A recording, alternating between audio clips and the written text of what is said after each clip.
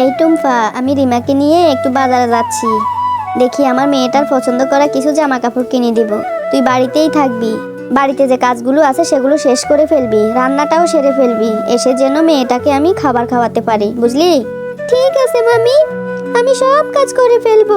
মামি, আমাকেও একটা জামা কিনে দিও রিমার মতো। কি রিমার মতো জামা কিনে দিব বললেই হলো? এত সাহস কোথা থেকে পাস তুই? তোকে আমার বাড়িতে রেখে 3 বেলা খেতে দেই, এটাই তো বেশি। আবার বলছিস আমার মেয়েটার মতো জামা কিনে দিতে? তোর সাথে এত কথা বলতে পারবো না, আমি এখন যাচ্ছি। মামি তো মাত্র বাজারে গেল, আসতে দেরি হবে।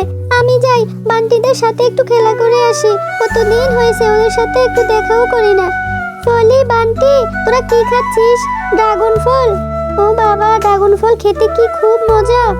আমি কোনোদিন ড্রাগন ফল খাইনি রে। হ্যাঁ রে টুম্পা, ড্রাগন ফল খেতে অনেক মজা, শরীরের জন্য খুব ভালো, অনেক রক্ত হয় শরীরে। কেন তুই জানিস না? ফলি, আমি অনেককেই খেতে দেখেছি, কিন্তু কি করব বল, আমারও না খেতে অনেক ইচ্ছে করে, কিন্তু আমার তো আর বাবা মা নেই। খেতে ইচ্ছে করলে আমাকে কেই বা কিনে দেবে বল? আরে টুম্পা, তোর জন্য আমাদের অনেক মায়া লাগে রে। আমাদের কাছে তো বেশি নেই। মা একটা ড্রাগন ফল কিনে আমাদের 2 ভাই বোনকে দিয়েছে। ড্রাগন ফলের যে অনেক দাম, বেশি থাকলে তোকেও একটা খেতে দিতাম। না রে বান্টি, আমি তো ড্রাগন ফল খেতে আসিনি। মামি একটু বাজারে গেছে, সেই সুযোগে তোদের সাথে একটু খেলা করতে এসেছি। অনেক দিন হয়েছে তোদের সাথে আমার দেখাই হয় না। আরে টুম্পা, কিভাবে দেখা করবি? তোর মামি তো তোকে দিয়ে অনেক কাজ করায়, তুই তো কাজ করতে করতে একদম সময়ই পাস না। আমাদের সঙ্গে কিভাবে খেলা করবি? ঠিক আছে রে ফলি, বান্টি, আমি এখন যাচ্ছি, অনেক দেরি হয়ে গেছে।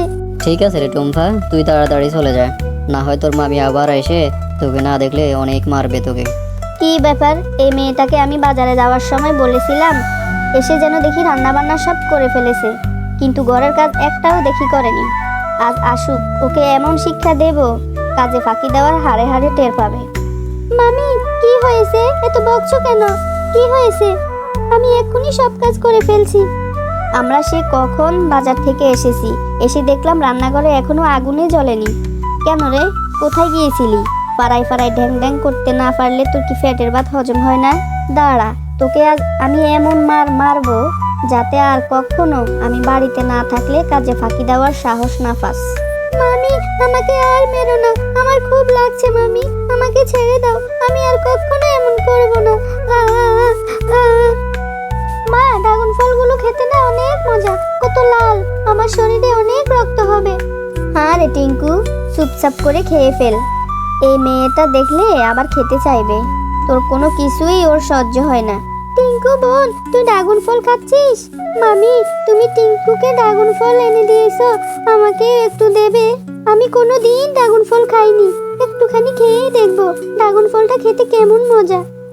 দেখেছিস, মাত্রই বললাম যে এসে ভাগ বসাতে চাইবে, বলতে না বলতেই এসে পড়লো। কেন রে, তোর জ্বালাই কি আমি আমার মেয়েটার পছন্দ করা খাবার এনে খাওয়াতে পারবো না? সব সময় তুই আমার মেয়েটার সাথে ভাগ বসাতে চাস। আমার মেয়েটা এমনিতেই অসুস্থ, ডাক্তার বলেছে ড্রাগন ফল খাওয়াতে, তাই আমি এত দাম থাকা সত্ত্বেও আমি আমার মেয়েটার জন্য ড্রাগন ফল এনেছি। তুই আবার এখানেও ভাগ বসাতে চাস? যা এখান থেকে, পুকুরঘাট থেকে 1 কলস পানি নিয়ে আয়। ঠিক আছে মামি, আমার খেতে হবে না, আমি এক্ষুনি পুকুর থেকে পানি নিয়ে আসছি।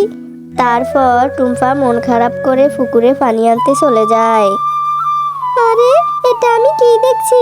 এই গাছে তো কোনো পাতা নেই, কিন্তু একটা ফুল আর কত বড় একটা ড্রাগন দেখা যাচ্ছে। কি আশ্চর্য, সৃষ্টিকর্তার কি মহিমা! যাই হোক, এই ফলটা আমি আমার সাথে বাড়িতে নিয়ে যাব।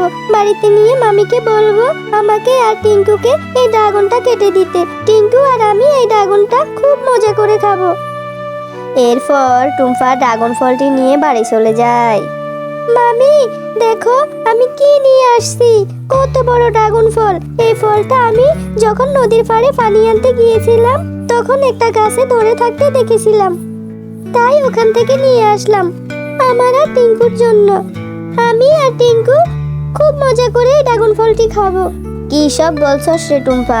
জঙ্গল থেকে জঙ্গল ফল নিয়ে আসছস, আবার সেটা বলছস আমার মেয়েকে খাওয়ার কথা। নিশ্চয় তুই এই ফলটার মধ্যে বিষ মিশিয়ে এনেছিস। অথবা কোনো জাদু করে এনেছিস যাতে করে আমার মেয়েটার কোনো ক্ষতি হয়ে যায়। না মামি, এসব কিছু করিনি। আমি তো টিঙ্কু আর আমার জন্যই নিয়ে এসেছি। ও তো আর একা খাবে না, আমিও খাবো। ক্ষতি হলে তো আমাদের দুজনেরই হবে। আমি অত কিছু জানি না। তোর খেতে মন চাইলেই তুই খা। আমার বাড়ি থেকে বেরিয়ে অন্য জায়গায় গিয়ে খা। আমার বাড়িতে খেতে পারবি না। এই ড্রাগন ফলটা আমাদের বাড়ির জন্য অশুভ। নিশ্চয় তুই আমাদেরকে মারার জন্য ফাঁদ পেতেছিস। আচ্ছা মামি, কাউকেই খেতে হবে না। আমার এই ফলটা কেউ খাবে না। মামি কত কিছুই না বললো আমাকে। আমি কেন টিঙ্কুর ক্ষতি করতে চাইবো? ও তো আমার ছোট বোন। হে আল্লাহ, তুমি আমাকে এত দুঃখের মধ্যে কেন ফেললে? আমার যে আর ভালো লাগে না। আমিও ফলটা খাবো না, এক্ষুনি নদীতে ফেলে দিব। এরপর টুম্পা নদীতে ফলটা ফেলে দেয়।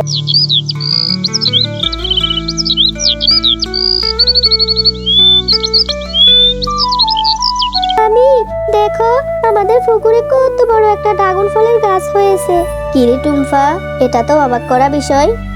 মামি, কালকে যে ড্রাগন ফলটা ফেলে দিয়েছি সেটা থেকে মনে হয় এত বড় একটা ড্রাগন ফলের গাছ হয়েছে।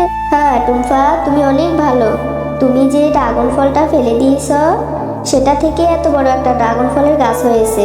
তোমার ফেলে দেওয়া ড্রাগনটি জাদুকরি ড্রাগন ফল ছিল। আর এই শিয়ালিনী, তুমি টুম্পার উপর অনেক অত্যাচার করেছো। তুমি যদি টুম্পার উপর অত্যাচার করো তাহলে পরিণতি ভালো হবে না।